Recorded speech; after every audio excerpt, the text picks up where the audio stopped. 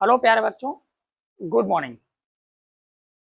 आज मैं आप सभी के लिए क्लास 10th का chapter number 1 a letter to God लेकर आया हूं। इसमें हम इसका एक्सप्लेनेशन, डिफिकल्ट वर्ड मीनिंग और इसका मीन और इसका दीम, इस चैप्टर का दीम क्या है, ये सब कुछ समझने वाले हैं।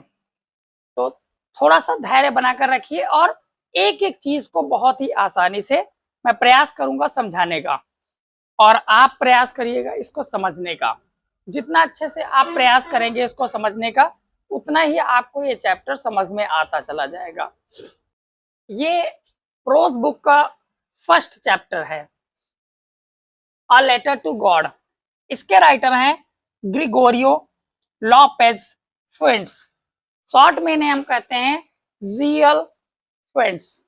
शॉर्ट में कहते हैं जीएल फुएंट्स। इनका पूरा नाम है ग्रिगोरियो लोपेज फुएंट्स। ये मैक्सिकन के रहने वाले थे। वहीं पर इनका एक पिताजी का स्टोर था, उसी स्टोर पर ये उनकी मदद करते थे, और वहीं पर इनका कांटेक्ट हुआ था इंडियन फार्मर्स और वहां के लेबरर्स से। और जब इनका वहां पर कांटेक्ट हुआ इंडियन फार्मर्स और लेबरर्स से, तब इन्होंने इस चैप्टर को एक फार्मर्स के कंडीशन को दिखाने के लिए, एक फार्मर की कंडीशन को दिखाने के लिए इस चैप्टर को इन्होंने लिखा था। तो एक एक करके चीजों को समझने का प्रयास करते हैं, आगे बढ़ते हैं चैप्टर में। चैप्टर स्टार्ट होता है एक बहुत ही अच्छी जगह से, जिसे हम कहते हैं फार्मर्स की जीवन का सबसे अच्छा पल। लेकिन वो अच्छा पल कितने खराब दशा में चेंज हो गया, वही अच्छा पल एक खराब दशा में चेंज हो गया, और आगे चलकर वो क्या करता है, इसी के बारे में यहां पर कुछ इंफॉर्मेशन दी गई है। चैप्टर स्टार्ट होता है द हाउस, यहां से स्टार्ट होता है इसका कंटेंट। बहुत ही प्रयास करेंगे कि हम बहुत ही आराम से चैप्टर को समझाएं, और आप प्रयास करेंगे कि बहुत आराम से चैप्टर को समझें।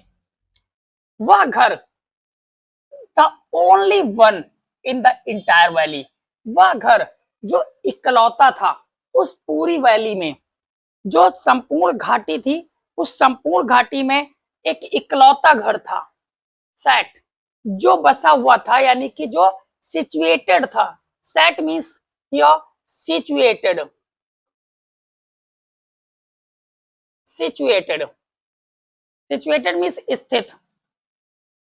एक ऐसा घर जो सिचुएट था, स्थिर था। कहां पर स्थित था? On the crest of a low hill, on the crest of a low हिल।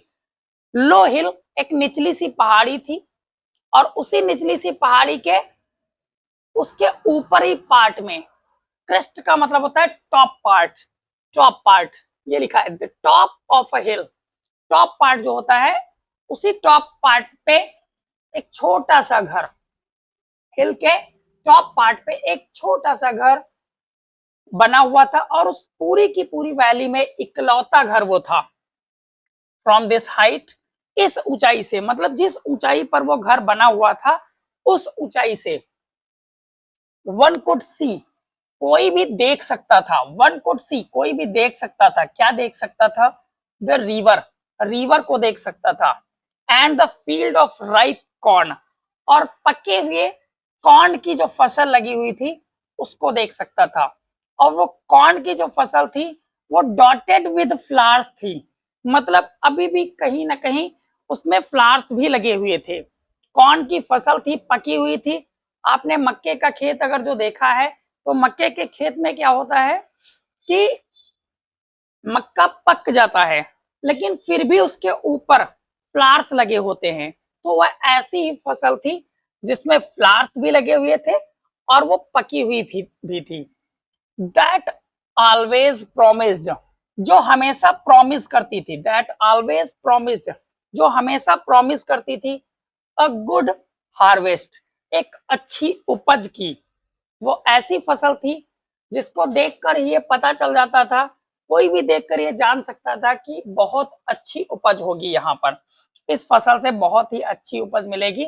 इसीलिए लिखा गया है दैट ऑलवेज प्रॉमिस्ड, वह फसल हमेशा प्रॉमिस करती थी एक अच्छी उपज की, मतलब बहुत अच्छी पैदावार होगी। द ओनली थिंग, केवल एक चीज, द अर्थ नीडेड, केवल एक चीज ऐसी थी उस समय जो पृथ्वी को जरूरत थी, क्या थी?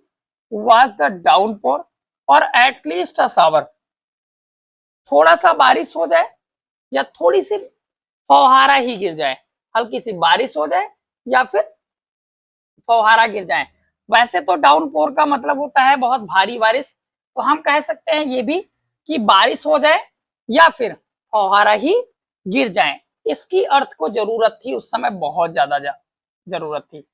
थ्रू आउट द मॉर्निंग, पूरी सुबह, पूरी की पूरी सुबह, Lencho who knew his fields intimately, Lencho जो अपनी फसल को इंटीमेटली जानता था, मतलब बहुत ही मन से, हम कह सकते हैं कंप्लीट रूप से, कंप्लीटली जो अपनी फसल को जानता था, हैड डन नथिंग, उसने कुछ नहीं किया था, एल्स, लेकिन एक चीज की थी, क्या किया था? See the sky towards the north east, सिर्फ एक काम कर रहा था वो, सुबह से और कोई काम नहीं कर रहा था, सिर्फ एक काम कर रहा था, वो स्काई को निहार रहा था, सुबह से आकाश को निहार रहा था, और आकाश में भी किधर निहार रहा था? नॉर्थ ईस्ट में, नॉर्थ ईस्ट डायरेक्शन में देख रहा था। अगर जो आपको नहीं पता है नॉर्थ ईस्ट डायरेक्शन कौन सी होती है, तो ये होता है नॉर्थ, ये होता है साउथ, और ये होता है ईस्ट, और ये होता है वेस्ट। ये वाली जो डायरेक्शन होती है, इसके दोनों के बीच में, नॉर्थ और ईस्ट के बीच की जो डायरेक्शन होती है, उसे नॉर्थ ईस्ट कहते हैं। तो इसी डायरेक्शन में वो देख रहा था, नॉर्थ ईस्ट डायरेक्शन में, जो बीच में इनके डायरेक्शन होती है, उसी डायरेक्शन में लेंचो सुबह से देख रहा था और कोई काम नहीं कर रहा था। Now we are really going to get some water woman, ये वाली जो लाइन है वो अपनी पत्नी से लेंचो कहता है कि अब हम कुछ पानी पाने जा रहे हैं, अर्थात बरसात होने जा रही है, ये अपनी पत्नी से लेंचो कहता है। द वुमन, और जो महिला थी, हु वाज प्रिपेयरिंग सपर, जो सपर बना रही थी, अर्थात शाम का भोजन बना रही थी। सपर एक ऐसा भोजन होता है जो बनाया तो शाम के टाइम जाता है, 4 से 5-6 बजे के करीब में बनाया जाता है, लेकिन उसे खाया जाता है डिनर में। तो वो वुमेन वही खाना बना रही थी, अर्थात सपर बना रही थी। वो रिप्लाई करती है, उत्तर देती है, क्या कहती है? यस, हाँ, गॉड विलिंग, ईश्वर की इच्छा होगी, अगर जो ईश्वर की इच्छा होगी तो पानी जरूर बरसेगा और हमें पानी मिलेगा। द ओल्डर बॉयज, जो बड़े लड़के थे, were working in the field, जो बड़े लड़के थे वो फील्ड में काम कर रहे थे। वाइल द स्मॉलर वंस, और जो छोटे लड़के थे, were playing near the house, वो खेल रहे थे, वर प्लेइंग, खेल रहे थे, कहाँ खेल रहे थे? नियर द हाउस, घर के पास में ही। अनटिल, जब तक कि the women called to them all, जब तक कि वुमेन ने उन सभी को नहीं बुलाया, काहे के लिए नहीं बुलाया? कम फॉर डिनर, ये आवाज उस वुमेन ने जब तक नहीं लगाई, आओ खाना खाने आ जाओ, तब तक वो बड़े लड़के जो थे खेत में काम करते रहे और छोटे लड़के घर ही के पास खेलते रहे।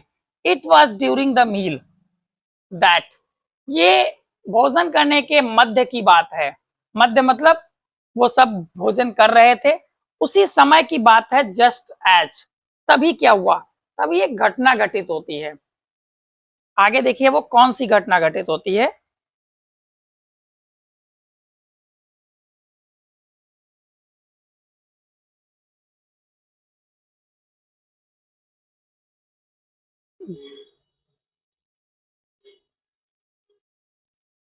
Just as Lencho had predicted, उसी समय लेंचो ने प्रेडिक्ट किया। प्रेडिक्ट का मतलब होता है किसी भी चीज के बारे में पहले से बता देना, फोरटोल्ड होता है, मतलब पहले से बता देना, पहले से किसी भी चीज के बारे में वर्णन करना। तो लेंचो ने उसी समय घर से बाहर निकला और वो प्रेडिक्ट करता है। क्या प्रेडिक्ट करता है? Just as Lencho had predicted, उसी समय लेंचो प्रेडिक्ट करता है। क्या प्रेडिक्ट करता है? Big drops of rain began to fall, पानी की बड़ी बड़ी बूंदें गिरने लगी हैं। अभी पानी बरस नहीं रहा था, सिर्फ लेंचो ने प्रेडिक्ट करके पहले से बता दिया कि बड़ी बड़ी पानी की बूंदें गिरने लगी हैं। इन द नॉर्थ ईस्ट, उस समय था कैसा मौसम?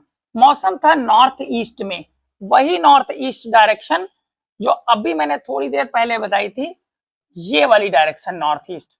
जो ये वाली डायरेक्शन थी, इस वाली डायरेक्शन में huge mountains of clouds, huge का मतलब होता है बड़े, बादलों के बड़े पर्वताकार रूप में, मतलब बादल जो थे वो पर्वताकार रूप में थे, बड़े बड़े पर्वतों के जैसे दिख रहे थे। कुड बी सीन, देखे जा सकते थे, अप्रोचिंग, आते हुए, मतलब बड़े बड़े पर्वत रूपी बादल आते हुए देखे जा सकते थे। द एयर वॉज फ्रेश, और कैसा था मौसम? जो हवा चल रही थी वो एकदम से ताजी ताजी चल रही थी। एंड स्वीट, और मधुर भी लग रही थी, मतलब जब हमारी बॉडी को वो हवा टच करती थी तो वो मधुर भी लगती थी। तो लेंचो कहता है, इसी चीजों को देखकर लेंचो कहता है, इसी चीजों को देखकर या फील करके लेंचो कहता है अब हमें पानी मिलने जा रहा है। इट मींस बड़ी बड़ी पानी की बूंदें गिरने लगी हैं। वो घर से बाहर निकल आया था, ये सारी चीजें देखता है, उस समय का मौसम देखता है और ये प्रेडिक्ट करता है कि बड़ी बड़ी पानी की बूंदें गिरने लगी हैं। एयर भी फ्रेश थी, बड़े बड़े बादल देखे जा सकते थे, अप्रोच करते हुए नॉर्थ ईस्ट डायरेक्शन से आ रहे थे। The man went out for no other reason, आदमी जो था वो बाहर गया था, पहले ही बाहर गया था, वो किस अदर रीजन से नहीं गया था, किसी और रीजन से नहीं गया था, किसी और कारण से बाहर नहीं गया था, देन टू हैव, केवल वो एक चीज लेने के लिए गया था। क्या लेने के लिए गया था? The pleasure of feeling the rain on his body, जो बरसते हुए पानी की खुशी, pleasure of feeling the rain, जो रेन पानी था, उस पानी की जब बूंदे उसके शरीर पर गिरती ऑन हिज बॉडी, तो उसकी खुशी का अनुभव करने के लिए वो सिर्फ बाहर गया था, खुशी का अनुभव करने के लिए गया था। मतलब जब पानी की बूंदें आकाश से गिरती और उसके शरीर पर गिरती, तो उस शरीर पर गिरने के साथ उसके मन में जो फीलिंग आती, उस फीलिंग का आनंद लेने के लिए ही लेंचो बाहर गया था। और वहां पर उसने ये वाला नजारा देखा, जैसे बड़ी बड़ी माउंटेन जैसे क्लाउड आते दिख रहे थे, हवा बिल्कुल ताजी थी और स्वीट थी। वो सारी चीजें फील करता है और उनको देखता है और प्रेडिक्ट करता है कि अब हम पानी पाने जा रहे हैं, यानी कि हम बड़ी बड़ी बूंदें गिरने लगी हैं, यानी कि बड़ी बड़ी पानी की बूंदें गिरने लगी हैं, ये प्रेडिक्ट करता है। तो ये सारी चीजें लेंचो बताता है अपनी पत्नी को, बाहर निकल आता है और ये सारी चीजें अपनी पत्नी को बताता है। एंड व्हेन ही रिटर्न्ड, और जब वो वापस आ जाता है वहां से, ही एक्सप्लेन्ड, ये सारी चीजें एक्सप्लेन करता है और क्या कहता है, दीज आरंट रेन ड्रॉप्स, ये जो पानी की बूंदें गिर रही है, फॉलिंग हो रही है, गिर रही हैं फ्रॉम द स्काई, आकाश से जो पानी की बूंदें गिर रही हैं, ये these they are new coins, ये पानी की बूंदें नहीं हैं। जो पानी की बूंदें आकाश से गिर रही हैं, तो लेंचो कहता है ये पानी की बूंदें नहीं है, दे आर न्यू कॉइंस, ये नए नए सिक्के हैं। The big drops are 10 cents, और जो बड़े बूंद हैं वो 10 सेंट के हैं, 10 सेंट पीसेस के हैं। And the little ones are 5, और जो छोटी पानी की बूंदें हैं वो 5 सेंट्स की हैं। सेंट जो मैक्सिकन सिटी में पैसा चलता था, वहां पर डॉलर चलता है, मतलब अमेरिका, मैक्सिकन सिटी अमेरिका में है, वहां पर डॉलर चलता है। और जो डॉलर होता है उस डॉलर को $1 में 100 सेंट होते हैं, $1 में 100 सेंट होते हैं। तो उसी सेंट में उसने बताया है, जैसे हमारे यहाँ 1 रुपया होता है, उस 1 रुपए में 100 पैसे होते हैं, उसी प्रकार से वहां डॉलर में 100 सेंट होते हैं। तो जो बताता है कि ये पानी की बूंदे नहीं है, ये क्या है, नए नए क्वाइंस हैं, नए नए सिक्के हैं। बड़े जो ड्रॉप है पानी के वो 10 सेंट हैं और जो छोटे हैं वो 5 सेंट्स के हैं। ये लेंचो बताता है अपनी पत्नी को आकर। ऐसा वो क्यों कहता है, तो किसान एक जो होता है वो जानता है कि पृथ्वी को किस चीज की सबसे ज्यादा जरूरत है, और उस समय पानी की सबसे ज्यादा जरूरत थी पृथ्वी को। अगर जो थोड़ा सा पानी पृथ्वी को मिल जाता तो जो फसल थी उसमें और ज्यादा बढ़ोतरी हो जाती, उसकी हार्वेस्ट में और ज्यादा बढ़ोतरी हो जाती, मतलब उसकी पैदावार जो थी, ईल्ड जो थी, वो और ज्यादा बढ़ जाती। इसी कारणवश ऐसा लेंचो कहता है कि ये जो बड़े पानी के बूंद हैं ये 10 सेंट के हैं और जो छोटे पानी के बूंद हैं ये 5 सेंट के हैं। ऐसा लेंचो अपनी पत्नी से कहता है। विद अ सेटिस्फाइड एक्सप्रेशन, बहुत ही सेटिस्फाइड एक्सप्रेशन के साथ, ही रिगार्डेड द फील्ड, वो फील्ड को देखता है। रिगार्डेड मतलब लुक, लुक, वॉच भी कह सकते हैं, वॉच करता है, देखता है, बहुत अच्छे से देखता है, सेटिस्फाइड एक्सप्रेशन के साथ, पूर्ण संतुष्टि वाली एक्सप्रेशन के साथ वो फसल को देखता है, जो फसल थी of rice corn, with its flowers, जो फूलों के साथ पके हुए कॉर्न की फसल लगी हुई थी उसको बहुत अच्छे से निहारता है। Draped in a curtain of rain, वो थोड़ी देर में ड्रैप्ड हो गई। ड्रैप्ड का मतलब होता है कवर्ड हो जाना, ढक जाना, तो ढक गई, किससे ढक गई, in a curtain of rain, curtain of rain में ढक गई। ड्रैप्ड मतलब ढक गई, कर्टन मतलब पर्दा, पर्दा, तो रेन के पर्दे से ढक गई। मतलब जो है कहने का कि पानी इतना तेज से बरसने लगा कि पानी जब बहुत तेज से बरसने लगता है तो आगे की चीजें हमको क्लियर नहीं दिखती हैं, वो ट्रांसपेरेंट बन जाती हैं। तो वहां पर वो पर्दा ऐसा ही रेन का बन गया जिसने पूरी फसल को, आगे जो थी फसल वो ढक गई। बट सडनली, लेकिन उसी समय अचानक से a strong wind began to blow, उसी समय क्या हुआ, बहुत तेज की हवा चलने लगी। एंड अलोंग विद रेन, और पानी के साथ ही, अलोंग विद मतलब होता है के साथ, पानी के साथ ही, रेन के साथ ही, very large hail stones began to fall, उसी रेन के साथ बड़े बड़े ओले गिरने लगे। Very large stone, hail stone, hail stone means होता है ओला, ओले गिरने लगे, बिगेन टू फॉल, बड़े बड़े ओले गिरने लगे, पत्थर गिरने लगे। गांव देहातों में कहते हैं पत्थर, वैसे ओला, तो ओले गिरने लगे। These truly did resemble new silver coins, और ये ओले जो गिर रहे थे वो कैसे दिख रहे थे, बिल्कुल प्रतीत हो रहे थे नए नए सिल्वर के क्वाइन के जैसे। उन ओलों की तुलना की गई है सिल्वर के क्वाइंस से। वो ओले और कैसे नहीं लग रहे थे, वो सिल्वर के क्वाइन के जैसे लग रहे थे। द बॉयज एक्सपोजिंग देमसेल्व्स, जो छोटे लड़के थे वो क्या करते हैं, अपने आप को एक्सपोज करते हैं। एक्सपोज मतलब होता है कपड़े वगैरह उतार देना, तो बॉयज अपने आप के कपड़े जो पहने थे उनको निकाल देते हैं और वो रेन की तरफ दौड़ कर जाते हैं। रैन आउट, बाहर जाते हैं दौड़ते हुए, क्या करने के लिए, to collect the frozen pearls. यहाँ पर उसे न्यू सिल्वर क्वाइंस से कंपैरिजन किया गया है, तुलना की गई है ओलों को, और यहाँ पर उन ओलों को बताया गया frozen pearls. Frozen pearls, pearls का मतलब होता है मोती, फ्रोजन मतलब जमे हुए। उन जमे हुए मोतियों को कलेक्ट करने के लिए, एकत्रित करने के लिए बच्चे अपने आप को एक्सपोज करते हैं और पानी में बाहर जाते हैं। It's really getting bad now, exclaimed the man. अब जो आदमी था वो इस प्रकार की चीजों को देखकर, जो हो रही थी फसल उसकी पकी हुई लगी थी और हवा बहुत तेज से चल रही थी, स्ट्रांग विंड चल रही थी, ओले भी गिरने लगे थे। इस प्रकार के मौसम को देखकर कोई भी किसान जो है और वो क्या कहेगा, उसकी फसल पकी लगी हो वो क्या कहेगा, बस वो ये कहेगा कि बस ये बहुत जल्दी पास हो जाए।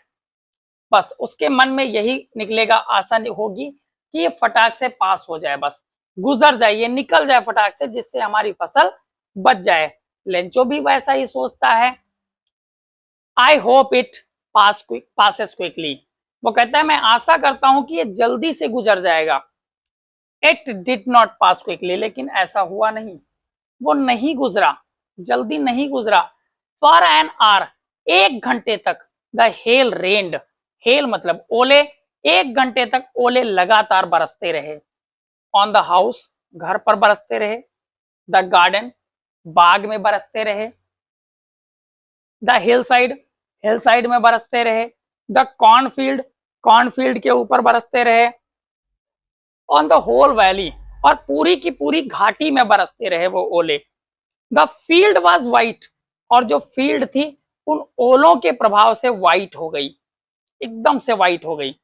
एज इफ, मानो, क्या मानो, कवर्ड विथ साल्ट, फील्ड जो थी वो ऐसी व्हाइट हो गई कि मान लो कि वो साल्ट से ढक दी गई, मतलब नमक से ढक दी गई, इतनी ज्यादा वो सफेद हो गई फसल। तो इट मीन्स कहने का है कि फसल बिल्कुल तहस नहस हो गई, मतलब कंप्लीट रूप से डिस्ट्रॉय हो गई। नॉट अ लीफ, एक भी पत्ती रिमेन्ड ऑन द ट्रीज, एक भी पत्ती पेड़ों पर नहीं बची। The corn was totally destroyed, जो कॉर्न था वो पूर्ण रूप से डिस्ट्रॉय हो गया। द फ्लावर्स वर गॉन, और जो पौधे थे, सॉरी, जो फूल थे वो चले गए। फ्रॉम द प्लांट्स, पौधों से जो फूल थे वो चले गए। लेंचो सोल, और जो लेंचो की आत्मा थी, सोल मीन्स आत्मा, जो लेंचो की आत्मा थी वाज फिल्ड विद सैडनेस, वो दुख से भर गई। इन सारी घटनाओं को देखकर जो लेंचो की आत्मा थी वो दुख से भर गई। दुख से क्यों ना भर जाए, जिस किसान की फसल इतनी अच्छी लगी हो और बहुत अच्छी उसको हार्वेस्ट करने का प्रॉमिस कर रहा हो, उसकी फसल नष्ट हो जाए तो दुख तो उसको होगा ही होगा, जाहिर सी बात है। तो उसे बहुत ज्यादा दुख हुआ।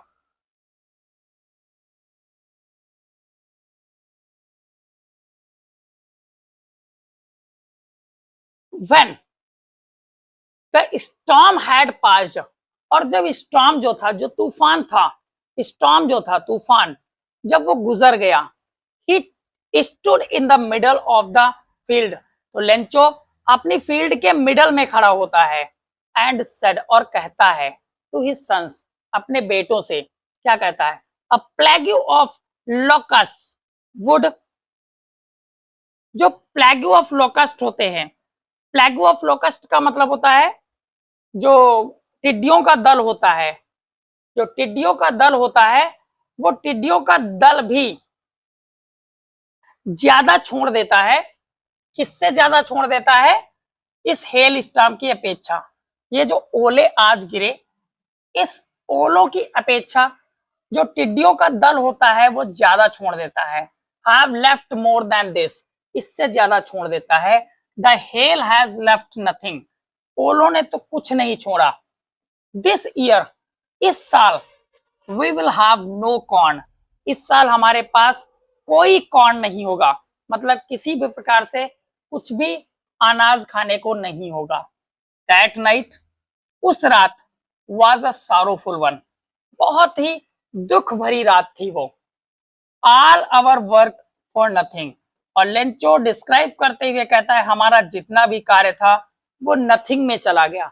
नथिंग मतलब नष्ट हो गया, बिल्कुल खत्म हो गया। देयर्स नो वन, कोई ऐसा व्यक्ति नहीं है हु कैन हेल्प अस, जो हमें मदद कर सकता है। We will all go hungry this year, और हम सभी लोग इस साल पूर्ण रूप से भूखे मरने वाले हैं, अर्थात भूखे रहने वाले हैं, भूखे रहेंगे। हमारे पास खाने के लिए कुछ नहीं है, अर्थात हम सभी लोग भूखे रहेंगे।